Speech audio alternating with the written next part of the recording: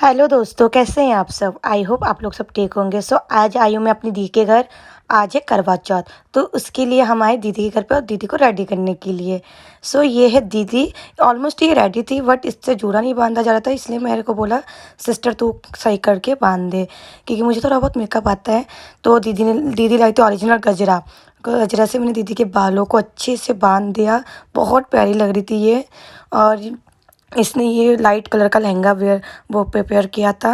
And Pinky दी, मैं, सपना and रिया आए थे इसके घर पे, जिससे इसकी हेल्प हो जाए। उसके बाद मैंने क्या किया, दीदी का दुपट्टा सही किया। दुपट्टा सही करने के बाद उसी बीच जीजा आ गए थे काम से। ये देखिए मेरे जीजा जी, जो अभी तक नहाए भी नहीं। सुबह गए थे नहा के, अभी वो गए फिर से रेडी होने के लिए फ़ोन चार्ज लगा के। एंड ये दी का फाइनल लुक है। कमेंट करके ज़रूर बताएं दीदी कैसी लग रही है। एंड मुझे भी बताना हमने कैसे जूड़ा बांधा है, मेरा नाम भी लिखिए। उसके बाद मैंने क्या किया, दीदी का जो करवा चौथ का थाली है वो रेडी किया, फूल वूल सेट करा दीदी ने। एंड उसके बाद उसमें मिठाई की कमी थी, मिठाई वगैरह। मैंने जल्दी से फ्रिज से मिठाई निकाल के छोटे से उसमें रख दिया कटोरे में। देन उसके बाद हम मंदिर जाने के लिए रेडी हुए, क्योंकि वहाँ पर कथा वगैरह सुनना पड़ेगा दीदी लोगों को। इसलिए हम 7:30 बजे तक रेडी हो चुके थे सभी लोग। उसके बाद हम गए मंदिर। उसी बीच मेरी बड़ी सिस्टर आ गई, जो हाथ में, उसके हाथ में भी करवा चौथ का थाली था। फिर उसके बाद हम गए सब लोग मंदिर, जो घर के पास ही था। हम सारी सिस्टर लोग गए थे साथ में। और दीदी लहंगा पहनी थी, इसलिए उसका थाली मैंने लिया। ये मत सोचना कि मैंने भी करवा चौथ का फास्ट रखा है। मैंने तो ऐसे इन लोगों का खाली सपोर्ट किया एंड इनके साथ गई। एंड उसके बाद हम मंदिर के अंदर गए, तो देखो कितनी सुंदर सुंदर दुल्हन लोग बैठे थे, मतलब जो है ना भाभी लोग, दीदी लोग, जो ऑलरेडी पूजा में बैठे थे। हम लोग 5 मिनट लेट हो गए थे।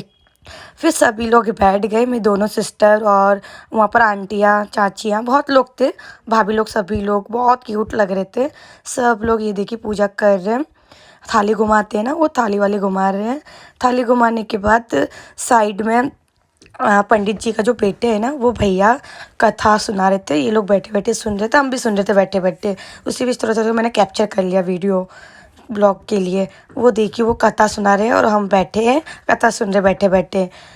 बहुत ही प्यारा, मतलब बहुत ही अच्छा फील हुआ। उसके बाद आपको हम दिखाते पूरा मंदिर। ये देखिए यहाँ पर छोटा सा मंदिर है, ज़्यादा बड़ा मंदिर नहीं। शिव भगवान, गणेश जी, सभी लोग हैं यहाँ पर, माता रानी, फिर राम जी, सभी लोग हैं।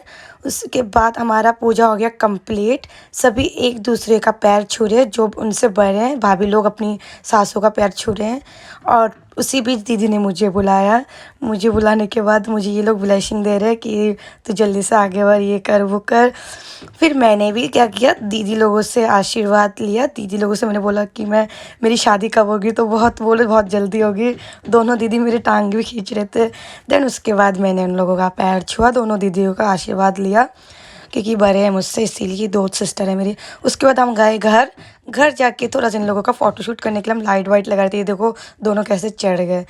दीदी रेडी थी फ़ोटोशूट के लिए, और पिंकी दीदी स्टेप देख रही थी कैसे कैसे इनका फ़ोटो क्लिक करना है, और हम मज़े भी ले रहे थे साथ साथ। और रिया ने लाइट फिटिंग किया।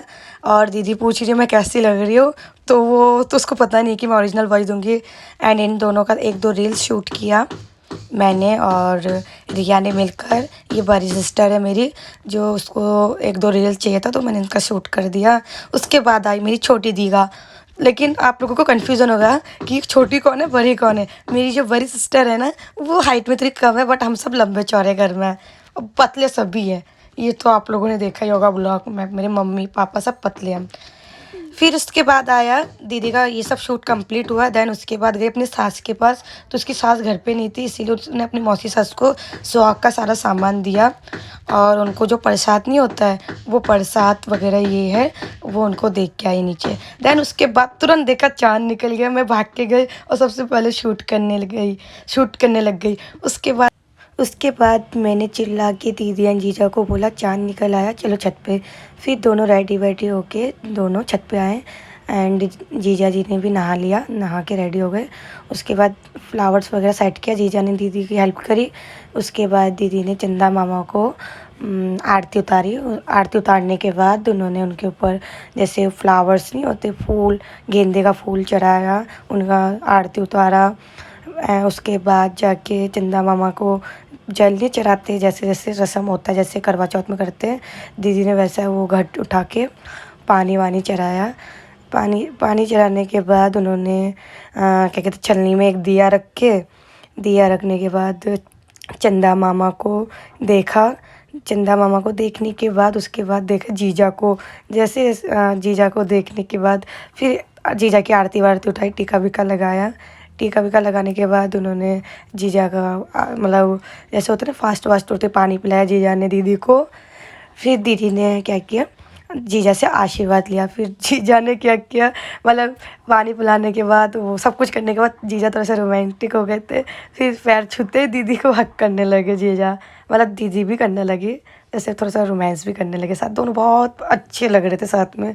और जीजा बहुत सारे वो कर रहे थे, बहुत शर्म भी आ रही थी उनको हमारे सामने। और बोले तब भी बोले शूट कर शूट कर। तो हमने जीजा का शूट किया। शूट करने के बाद दीदी ने जीजा को हक किया। हक करने के बाद इन दोनों का हमने लिया कमरे के अंदर मतलब बोला कि फ़ोटो शूट करते हैं।